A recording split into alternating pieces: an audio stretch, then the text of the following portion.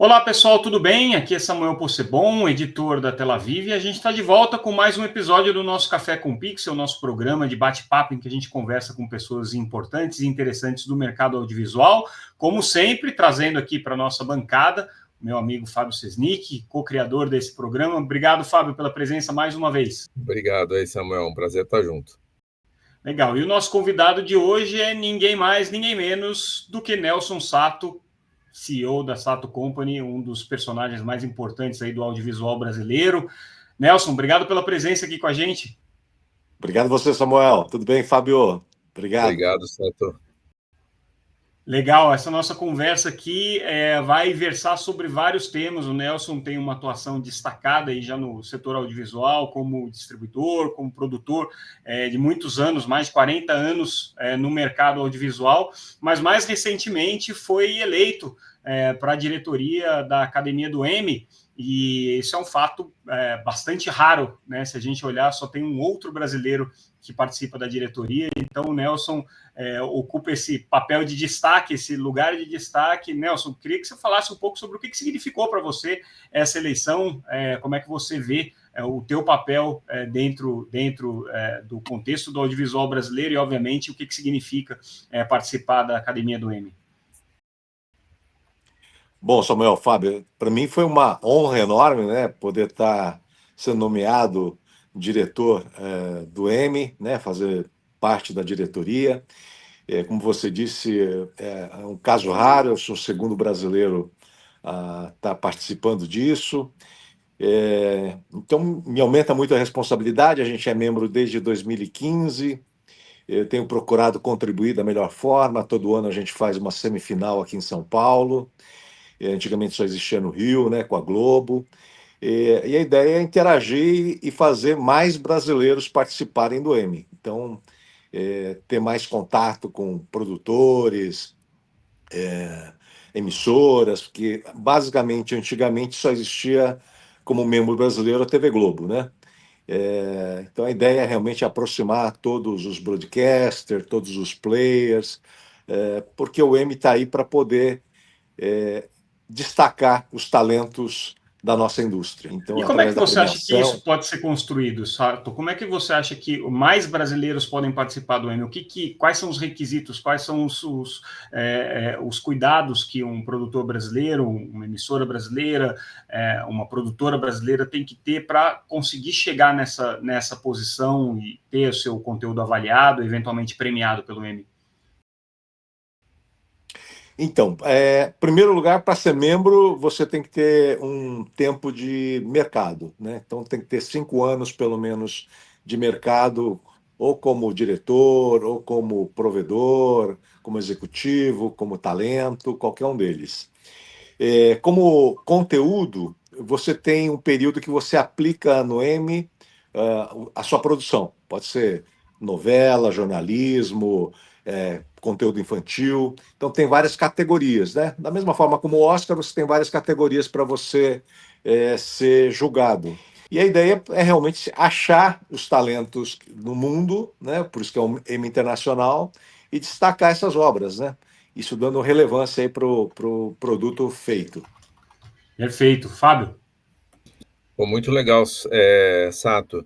E, assim, nesse contexto de Emmy, né, eu me lembro de ter participado do show de inverno que aconteceu agora em junho, e as empresas falaram, poxa, a Sato é uma empresa que tem uma segmentação, né, um line-up que é muito exclusivo, né? Muitas outras distribuidoras têm bons conteúdos, mas você realmente segmentou um determinado tipo de conteúdo. Então, conta para a gente um pouquinho da Sato Company, do momento de vocês no mercado.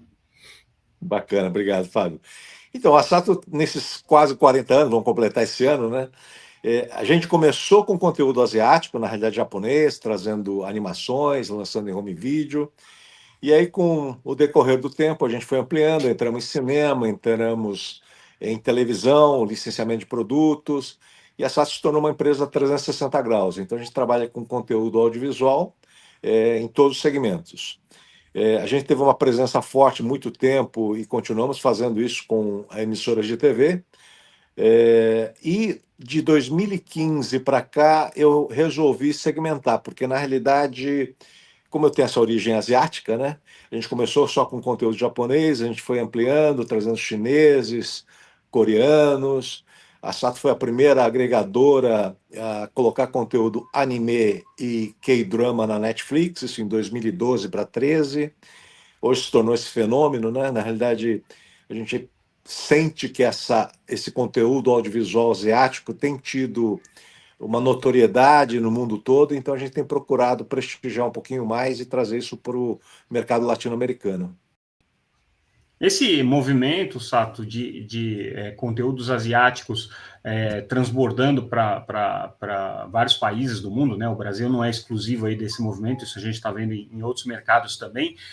Você acha que foi um movimento induzido a partir de políticas públicas? Foi um acerto do ponto de vista editorial, de conteúdo, de conseguir encontrar linguagens e formatos que tivessem essa universalidade? Ou foi um momento de interesse global sobre a Ásia e sobre esse tipo de conteúdos? Da onde você acha que veio esse movimento? Qual foi o indutor desse processo? Cada país asiático tem uma peculiaridade, né? Mas, por exemplo, o conteúdo coreano, com certeza, foi através de um despertar do governo coreano. Lá em 2003, a Coreia e o Japão, por causa do problema de guerra, tinham uma inimizade, né? E os governos resolveram fazer uma reaproximação, né? Vamos quebrar esse gelo aqui. E aí a emissora KBS da Coreia, governamental, com a NHK, governamental do Japão, resolveram trocar conteúdo audiovisual para tentar ver se a gente começava a se cruzar a cultura, o interesse, etc. E aconteceu um fenômeno. O conteúdo coreano no Japão explodiu, deu mais de 50 pontos de audiência. Era uma série chamada Winter Sonata, a Sato adquiriu isso no passado, a gente distribuiu isso. E é uma série de 20 episódios. Essa série elevou a audiência da TV japonesa e fez gerar 2 bilhões de dólares, uma série de 20 episódios, 2 bilhões de dólares em publicidade e turismo do Japão para a Coreia. Então, houve cumpriu a função da reaproximação, e aí o governo coreano começou a perceber, nossa, o audiovisual tem uma força muito grande, né? Então começaram a investir mais, o governo começou a investir em estúdio para poder ajudar os produtores a fazer, finalização, etc., e se tornou esse fenômeno, mas é uma coisa organizada junto com o governo. Teve uma indução, então, né, nesse sentido. Aqui a gente teve, né, Aqui a gente teve, né, Sato, o momento também dos heróis japoneses, né? Eu me lembro quando eu era pequeno, tinha o Jaspion, o Ultraman, todos os Sentais aí. Jaspion, eu acho que é mais recente, hein, Fábio? Eu acho que o seu tempo é mais do Ultraman, do Spectreman. Eu também vivi esse tempo, tá? Exatamente, o Spectreman, é verdade, total. Olha, viagem no tempo. Bom, gostoso, né? Na realidade, a gente tem, né, no lado japonês, é uma coisa mais privada, mas bem organizada também, né? Então, nessas minhas viagens, quando eu ia para o Japão, eu ia trazer conteúdo japonês, me encantei, porque eu me lembrei também da minha infância, de National Kid, de Ultraman, quando eu assistia quando era jovem. E aí a indústria a japonesa é muito organizada. Então, a série entrava no ar, existia uma linha de brinquedo já na loja, né? Então a mecânica era um ganha-ganha para todo mundo. Existia um sincronismo do broadcaster com a produtora e a indústria de brinquedo. Então, quando a gente começou a trazer isso para o Brasil, não existia esse sincronismo, então, mas o encantamento de trazer essas séries de live action, de tokusatsu, que a gente chama de super-heróis japoneses, por causa da minha influência da infância, me fez trazer e a coisa voltou a funcionar, né? Então voltou a dar audiência. Na época, o Jaspion chegou a bater TV Globo, quando foi colocado na manchete, né? E isso, né, é um crescente. Depois surgiram Power Rangers, veio Cavaleiros do Zodíaco. Então tem uma força muito grande. É uma linguagem diferente, né? Apesar de ser super-herói, etc., mas sempre com esse lado do bem vencendo o mal, trazendo valores da cultura japonesa. Então, a gente tem um exemplo, quando eu trouxe o Naruto para colocar no SBT em 2007, é, explodiu os restaurantes de lamen no Brasil, né? Porque o anime fala do lamen, né? Então tem muitas curiosidades. Que sensacional.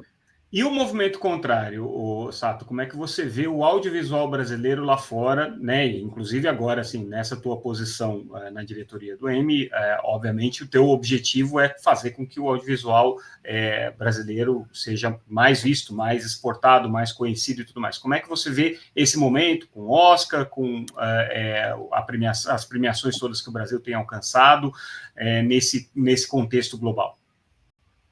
Existe uma grande oportunidade, né, Samuel? Eu acho que precisa se organizar realmente isso. Existem grandes oportunidades, por exemplo, o mercado chinês, né? O ano passado eu tive uma missão junto com o Ministério da Cultura, por causa do Brasil fazer parte do BRICS, né? E o Brasil e China tinham uma relação muito grande, uma relação de amizade. O ano passado ia completar 50 anos de amizade China-Brasil. E o Festival de Beijing estava homenageando o Brasil. Então, a gente foi nessa missão com o Ministério da Cultura, nós fomos em 5 empresas e tivemos acesso a várias informações com o governo, né? É um mercado fechado. E eu tenho uma curiosidade com o mercado chinês há muitos anos, né? Eu tenho no meu catálogo Bruce Lee, Jack Chan, etc., mas do lado mais de Hong Kong, e eu estou percebendo esse crescimento no mercado chinês. E aí, com essa oportunidade de conversar com o governo chinês, né? Falei, escuta, como é que vocês estão agora pós-pandemia, né? O ano passado, 24, querendo sentir como é que está o mercado chinês. Estados Unidos estava com 32 mil telas antes da pandemia, caiu para 29, perdeu 10% das telas. Aí falando, governo, nós estamos hoje com 82 mil telas. Falei, caramba, 3 vezes o mercado americano.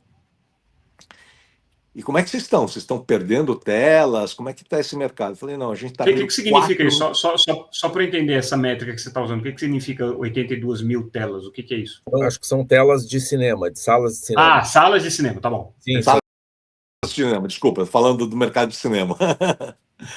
Então, quase 3 vezes o mercado americano de cinema. E abrindo 4 mil telas por ano. Falei, caramba, mas o mundo está perdendo telas, vocês estão abrindo? Falei, não, é uma política governamental. A gente quer chegar a 100 mil telas. Mas o porquê disso, né? Vocês têm streaming poderosos, 3 gigantes do streaming aqui na China, né? O mercado mudando. Falei, não, a gente quer trazer cultura através da tela. Então, nem toda a China também é coberta com Wi-Fi de qualidade, e cinema é uma forma mais fácil de levar a cultura internacional. E eles tinham lançado em 23, né, o report que eu peguei o ano passado, 23 eles tinham lançado 971 filmes, sendo 901 chineses e 70 internacionais. Existe um controle muito grande do governo chinês para entrar. 10% mais ou menos do que é colocado no mercado chinês é internacional. Só que, a partir desse ano, pelo Brasil fazer parte do BRICS, ele não está nessa cota dos 10%.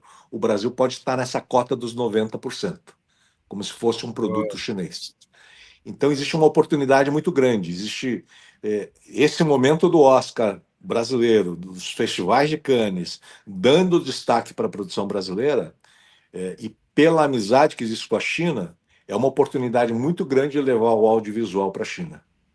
É uma super oportunidade mesmo, e agora é só questão de construir esse caminho. Isso é através do Ministério da Cultura? Como é que é o processo para chegar lá? Então, através dos governos, né, eu acho que é importante o governo brasileiro apoiar. Existe uma curadoria chinesa, então passa por pelo governo chinês, existe um departamento como se fosse um controle uma censura, digamos assim, um controle de qualidade dentro dos valores chineses. né, familiares, não pode ter violência, exagero na parte sexual, etc., para poder entrar no mercado chinês. Então, cumprindo essas regras, sendo um conteúdo familiar, com os valores chineses, não falar mal do governo chinês, você consegue aprovar e colocar o filme no mercado. E lá existem 2 empresas que fazem isso, né, ligadas ao governo chinês, e colocar na mão de distribuidor chinês lá. Perfeito. Fábio? Interessantíssimo.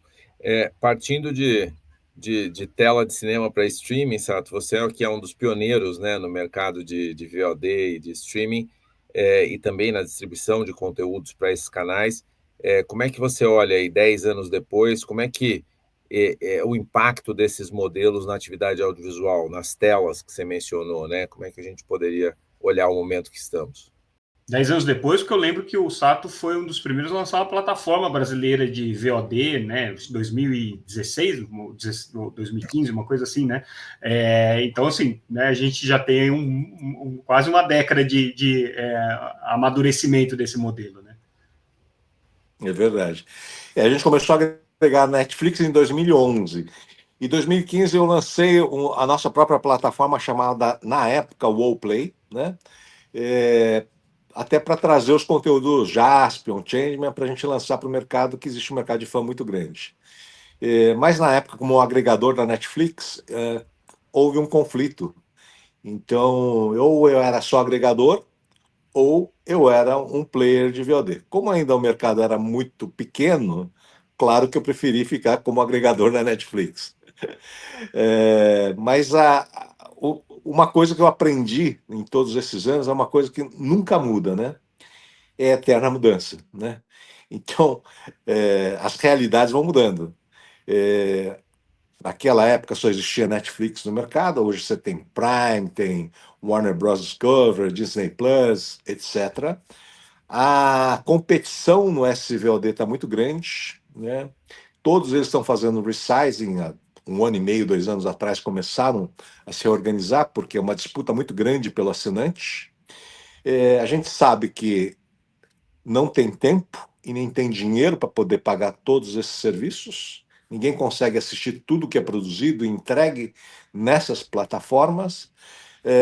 E um termo que existe nos Estados Unidos, houve uma exaustão, exhausting de oferta de conteúdo. Então, hoje está todo mundo se organizando para produzir menos, com mais qualidade, tentar agradar mais o assinante para se manter o serviço no ar. Então, você está vendo grandes players no mercado tendo problemas para administrar, porque o churn é muito alto. O assinante entra, assiste o conteúdo e sai.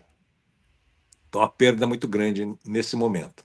E aí começaram a surgir os novos modelos, né? O Fast Channel, né? Que ainda não é algo tão gigante como nos Estados Unidos, que lá o pessoal da Pluto chegou a declarar $1 bilhão em publicidade há 3 anos atrás, né? Então parecia um novo caminho. Na realidade existe, o Fast Channel é uma realidade, já está no mercado.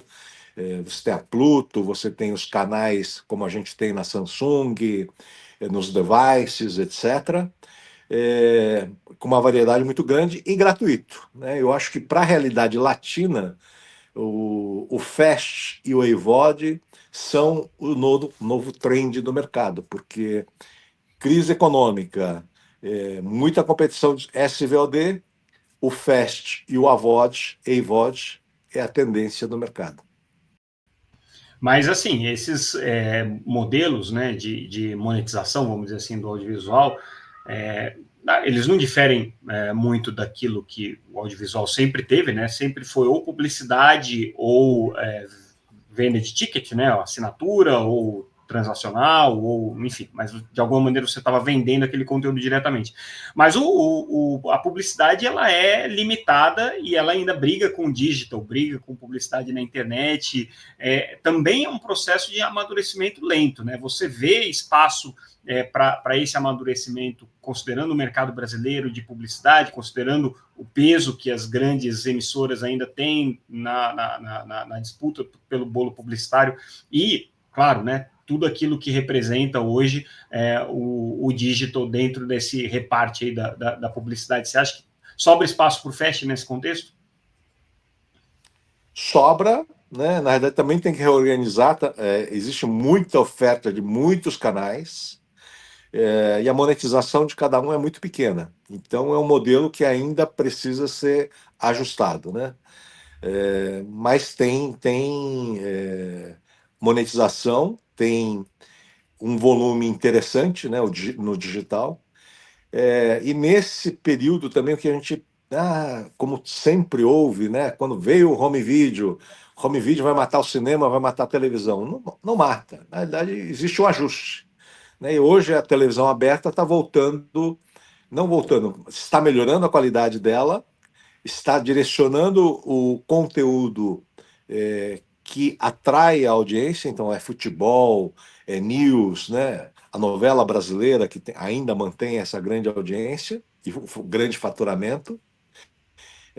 Então, na realidade, está vendo um filtro do que colocar no ar, né? Para poder monetizar corretamente. E no digital também vai existir. Na verdade, um relacionamento que vai ter que existir e uma harmonização. E vai ter dinheiro para todo mundo. E você vê o Fast ele mais adequado para quem tem grandes catálogos que estão hoje esperando uma oportunidade de distribuição, ou para conteúdos de acervo, ou para grandes bibliotecas, ou vocês vê espaço no Fast também para criações originais, para produções originais, para desenvolvimento de mercados de nicho que não necessariamente estejam sendo explorados? Onde é que você vê mais oportunidade aí dentro desse contexto do Fast? A realidade atual, em um futuro curto, eu só vejo catálogo. Não existe a monetização suficiente para criar originais ainda para Fast. Então, ainda é um futuro mais longe, eu imagino, para se ter conteúdo original dentro do Fast. A gente está vendo uma certa volta à cauda longa, né, Sato? Porque por um momento, com a pandemia, o mercado afunilou inteiro para o VOD, TV, e aí falou, poxa, vamos voltar a monetizar a cadeia inteira, que é onde está beleza, né? Tem um pouquinho do Fast, tem um pouquinho do VOD, tem um pouquinho da TV. Exatamente, Fabio. É isso aí. E quem é que vai mandar no Fast, Sato? Você acha que isso vai ser um produto das grandes fabricantes de televisão, que tem suas camadas de interação com o usuário? Você acha que esse vai ser um produto que vai estar agregado às plataformas agregadoras aí de conteúdos? Aí, pode falar de Amazon, pode falar da própria Claro como agregador, Globoplay, né, eventualmente atuando aí nessa frente, outras, né, que estão entrando, tipo Watch e Zapping, enfim. Onde é que o Fast vai acontecer para valer? Olha, na minha opinião, são nos devices, então Samsung, LG, Sony, etc. Precisa de uma reorganização urgente, porque é muita proposta, é muita oferta, existe uma bagunça, né? E às vezes até o consumidor não consegue descobrir aonde assistir, né? A grande vantagem é que não é exclusivo, então você consegue assistir o conteúdo em diferentes formas, onde você estiver conectado, né? Mas eu enxergo mesmo mais nos devices que tem trazendo os aplicativos já instalados dentro da TV. Perfeito. Fábio? Não, excelente. Poxa, Sato, é uma aula aqui para a gente, o seu guia. Eu queria um pouco nessa descrição que você deu, né, de várias plataformas de cinema e tal, se você vê oportunidades para o audiovisual brasileiro nesse momento, como é que você enxerga, enfim, nesse emaranhado de frentes, a oportunidade, e com essa sua visão internacional, né? O nosso conteúdo brasileiro está num grande momento, né? Como eu te falei, para exportar, para ir para o mercado internacional, é o grande momento. É mais ou menos o que aconteceu com a Coreia, depois de Parasita, depois desse case, na realidade, foram feita uma construção do conteúdo coreano para ele se tornar essa relevância que é hoje, né? Claro que melhorando também a qualidade de produção, a qualidade de roteiros, né? É surpreendente mesmo você pegar um filme ou uma série coreana, você vê uma qualidade incrível, né? E com custo de produção local. Então, ele se torna muito competitivo, por exemplo, uma Netflix adquirir o direito global. Eu acho que o Brasil tem essa capacidade, tem criatividade, tem qualidade, tem talentos aqui suficientes para poder crescer, mas precisa do apoio governamental para que isso aconteça, né? Não adianta tentar nadar sozinho, jogar o basquete sozinho, tem que ter um time todo para poder funcionar. Legal que você trouxe esse tema, que eu sei que você sempre foi muito discreto, assim, você nunca foi muito protagonista nos debates regulatórios, ainda que, claro, esteja muito envolvido e seja sempre consultado e dê a sua opinião, mas na esfera pública, vamos dizer assim, você normalmente é um pouco mais discreto nesses temas. Mas queria a tua opinião sobre isso, assim, a gente está numa discussão permanente, né, sobre os modelos regulatórios que a gente tem no Brasil, os modelos de incentivo, os modelos de estímulo à economia do audiovisual aqui no Brasil. Não é diferente agora, é uma discussão sobre a regulamentação do VOD, a regulamentação do streaming no Brasil, sobre as cadeias de fomento e financiamento do audiovisual nacional. Onde é que você acha que deveriam estar as prioridades hoje? Deveria estar no estabelecimento de um modelo regulatório sólido, deveria estar na criação de condições para a produção no sentido de trazer os custos e tornar o Brasil, trazer os custos para baixo e tornar o Brasil mais atrativo. O que você acha que o Brasil poderia fazer ou deveria fazer para fomentar a sua indústria audiovisual e colocar ela em patamares competitivos aí com outros mercados? É bem isso que você falou, Samuel. Eu sempre fui muito independente mesmo, né? Eu sempre privado, nunca quis me depender de qualquer movimento nosso no mercado. Mas eu enxergo a importância do governo em todos os níveis, né? Em termos de apoio na produção, em termos de apoio na exportação, o papel da Apex, que é muito importante, né? Apoiando o mercado, participando de eventos, de feiras, os fundos setoriais, né? O governo apoiando a produção, né? A criação inteligente de que foi feita da parte do imposto de renda ser direcionada para a produção do audiovisual, isso tem feito o mercado crescer. Falta um pouquinho mais de organização e de conexão, na minha opinião. Mas aos poucos isso está acontecendo, né? Eu acho que o governo, quanto à iniciativa privada, tem enxergado e tem procurado criar laços para que isso aconteça. É um momento geopoliticamente também um pouco complicado, né? A gente está vendo aí um cenário bastante conturbado, né, com relação às tarifas norte-americanas, a proteção da indústria que o governo norte-americano tem fomentado, ao mesmo tempo, né, essa polarização entre Ocidente e Oriente, principalmente entre China e Estados Unidos. Você acha que isso, nessa discussão que a gente está tendo para um movimento de regulação do streaming, regulação das plataformas de internet, pode trazer alguma consequência ruim para o mercado audiovisual? Pode ter algum efeito colateral? Eu acho que não. Na realidade, eu acho que é extremamente positivo. Nós tivemos isso na TV paga, né, nessa regulamentação. Eu acho que é necessária no VOD também. Na realidade, já existe até privadamente a Netflix, a Amazon, fazendo produções originais, mas se a gente puder organizar isso e ter realmente um fundo criado vindo do VOD, eu acho que isso é muito importante e natural, né? Para você ter. Na realidade, você tem na Europa hoje as plataformas organizadas e com todos esses incentivos acontecendo lá, fazendo crescer o mercado audiovisual também. Então, dá para a gente ter esse debate aqui sem medo de sofrer represálias, vamos dizer assim. Claro que risco sempre existe, né? Mas... Sim, sempre existe, mas eu acho que não, a realidade hoje, o número que a gente tem de assinantes, é uma questão realmente de organização. Pode ser que isso afete um pouquinho o custo da assinatura no futuro, etc., mas é um mal necessário, né, para o bem do mercado.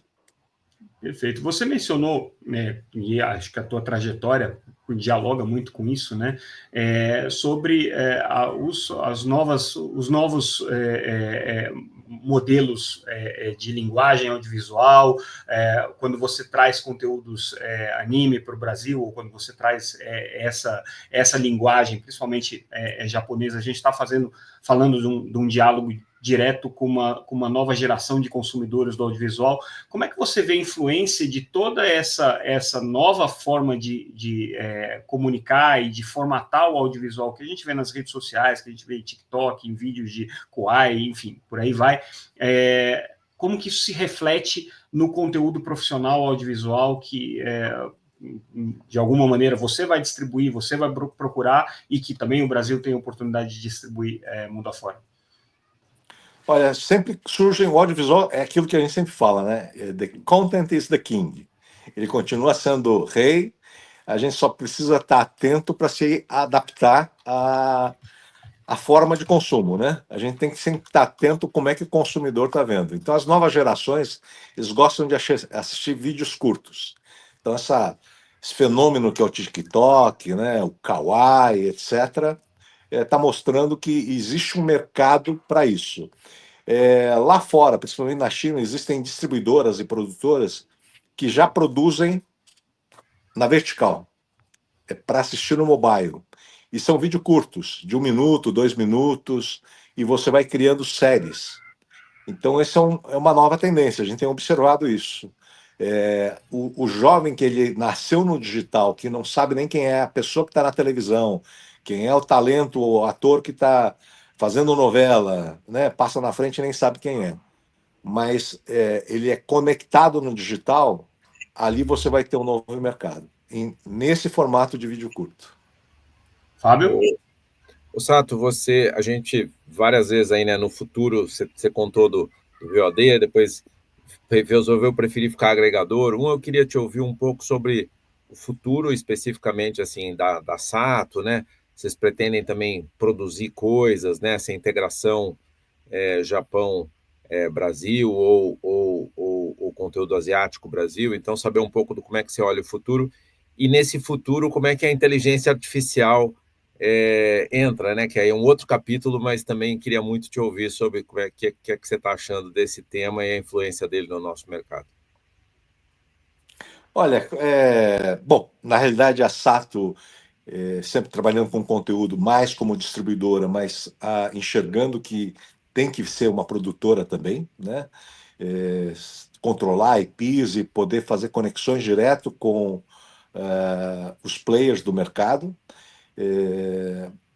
que é o que aconteceu, né? Você começa a ver todos os movimentos de todos os players de mercado. Hoje a negociação, a maior parte é direto com o produtor.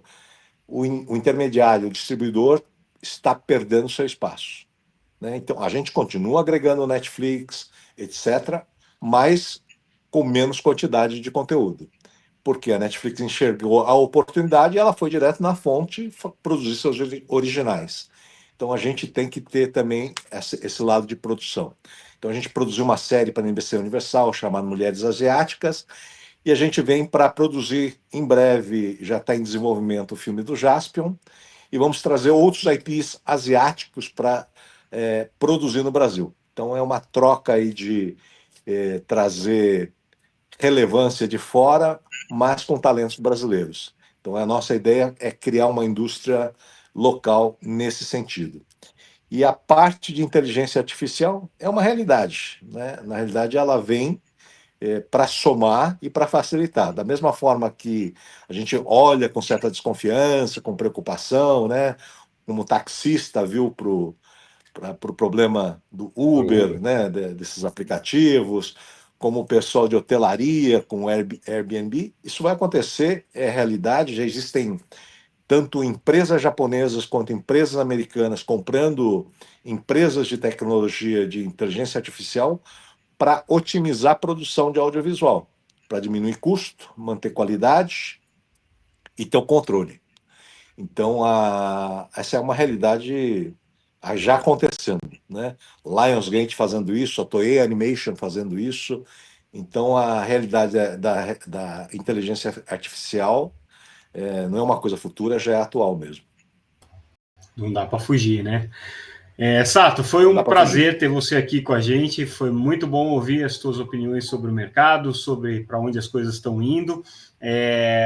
Queria só te agradecer e, com certeza, em outras oportunidades você vai estar com a gente, também nos nossos eventos, como sempre. Obrigado. Muito obrigado, Samuel. Sato. Obrigado, Fabio. Valeu por dividir aí sua visão com a gente. Eu que agradeço. Então tá bom, gente.